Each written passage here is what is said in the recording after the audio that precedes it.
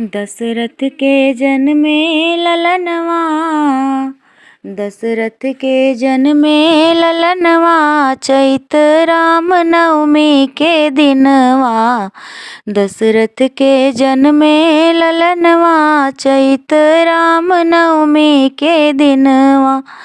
जब राम भइले 5 बरिस के, जब राम भइले 5 बरिस के, खेलई के मांगै गुन गुनवा, खेलई के मांगै गुन गुनवा, चैत राम नवमी के दिनवा।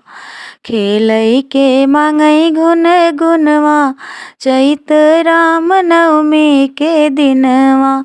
दशरथ के भइले ललनवा, चैत राम नवमी के दिनवा।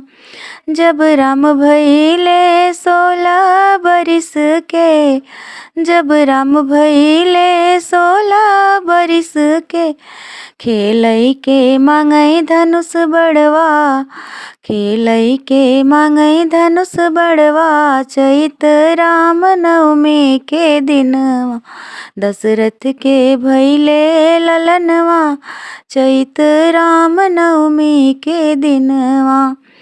जब राम भइले 20 बरिस के, जब राम भइले 20 बरिस के, घूमई के मांगै मधुबनवा, घूमई के मांगै मधुबनवा, चैत राम नवमी के दिनवा। दशरथ के भइले ललनवा, चैत राम नवमी के दिनवा।